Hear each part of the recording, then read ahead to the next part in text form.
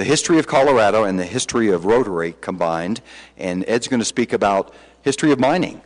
Welcome, Ed. Thank you, Doug. Thank you, Doug. The past few weeks, we talked a little bit about the early days here in Colorado. In 1858, the Russell Party came up from Bent's Fort, found a little gold down the street here, and then the word got out, gold in Colorado. In 1859, here they came. What was the motto? Pikes Peak or bust. I mentioned the Cornish miners. They were the best of the bunch. They were very superstitious. And I mentioned these little friendly little people that worked underground called Tommyknockers. Now, you all, being good businessmen and women, I'm going to give you a little quiz leading up to John Stewart's talk here about mining. All right, first question. Can you name 3 or 4 towns or mining districts in Colorado? All right.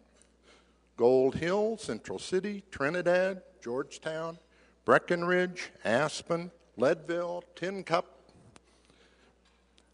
Ouray, Cripple Creek, Silverton, Telluride, Natarita, Creed, Uravan, among others. All right, next question. Horace Tabor, how did he make his fortune? What did he mine? Not gold, it was silver. What was Horace's 2 wives' names? Augusta and Baby Doe. And what was Horace's daughter's name? Silver Dollar. In 1878, a miner outside Breckenridge brought a huge gold nugget back home. It weighed 13.5 pounds. You can see it right down the road here at the Museum of Nature and Science. What was this gold nugget? And he brought it home in a blanket. What do they call it? Tom's baby. Okay. 2 modern day questions. Now, in the early 1900s, pitchblende, a rich uranium ore, was shipped to Paris for a scientist doing research in radiation. What was the name of the scientist? Madame Curie. Okay. 2 modern day questions. In the 1990s, the Sweet Home mine outside Alma was opened not to mine ore, but to mine mineral specimens, and absolutely the most beautiful in the world. Why Mother Nature blessed that particular mine, I don't know, but it's today's Colorado mineral. What is its name? Rhodochrosite. And there is the Alma King at the Museum of Nature and Science. It's a huge rhodochrosite crystal. It just absolutely takes your breath away. And the last question. Last year, a South American country opened its arms to the world and said, we need your help. We've got 33 miners trapped below a half-mile underground in a copper mine. Can you respond? And we responded by sending NASA engineers. A mining company sent their drilling equipment from Pennsylvania, and we had an Arvada driller take a borehole about that size and increase it to this size to get those miners out of there after 69 days. What a story. Did I say the country? Chile. Thank you. Thanks, Doug. Thanks, Ed. Teaching us all to get really excited about rocks. Cool. And you've noticed the centerpieces on your tables are courtesy of Ed. Is this your private collection, Ed? Part of it. I've heard that Sally only lets you have how many in each room? How many of these rocks do you get to have in each room of your home?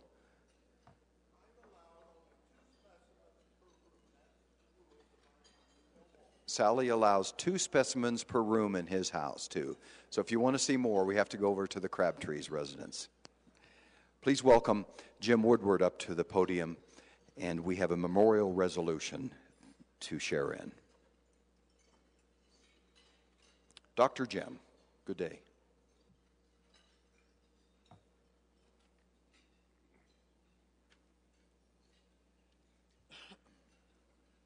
Bob Kopelke gave a memorial service comment about Bill Nelson Friday, January 31st. Thank you. Thank you. And gave a short dissertation with regard to this remarkable man about which I'm about to speak. His name is Bill Nelson. Perhaps you knew him as Bill. His name was actually William Rankin Nelson. He was born December 12th, 1921 in Charlottesville, Virginia, where he lived his childhood. He attended Woodbury Forest School, the University of Virginia, and then University of Virginia School of Medicine, interned at Vanderbilt University Hospital. He served as an Army Air Force doctor in California, then served as surgical oncology fellow at Memorial Sloan Kettering Hospital in New York City. He also served the Air Force in California, Hawaii, Virginia, and Japan. He really got around. Later, he taught surgery at both the Medical College of Virginia and the University of Colorado School of Medicine. A fourth-generation physician, Bill specialized in cancer surgery, which was unique at that time. We weren't doing that. General surgeons at that point were doing all the cancer surgery. He initiated the idea of cancer surgery. He was a member of the American College of Surgeons, the British Association of Surgical Oncology, and the Royal Society of Medicine.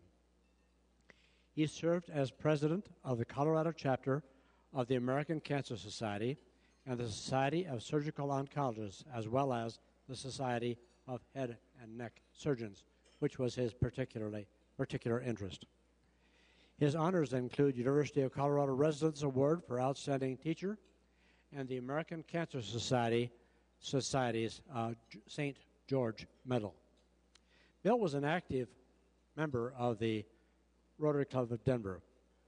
Along with other physicians and healthcare workers, he created and staffed the first national health fair in the Fiji Islands. In 2004, he was voted the Rotarian of the Year by the Rotary Club of Denver, this organization. Bill loved Colorado. He was an avid hiker and skier. He remained in superior physical shape until 2007, when he was struck in an auto pedestrian accident. After that, his physical health deteriorated, but his optimism and his sense of humor, I can tell you, remained. Many of his friends, including Dr. Chuck Defoe, whom many of you may know, and I, visited him regularly when Pam was there at the Monaco Rehabilitation Center for the past several years. And I'll tell you, he was sharp up to the last few minutes. He was a marvelous person. He is survived by his wife, Pam Nelson, and Robin Russell, and Kim Nelson, and Ann Crone, and their mother, Nancy Drum, Pam's daughters, Health Campbell, and a variety of others. The list is too long. Sorry.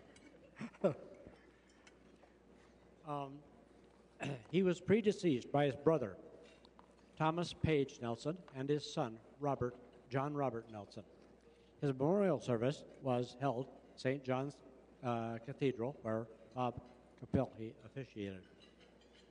We express the deepest sympathy to his wife, Pam, and to his family.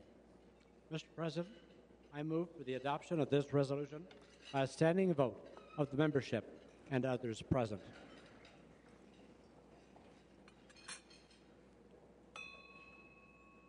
So moved and accepted. Thank you, Jim.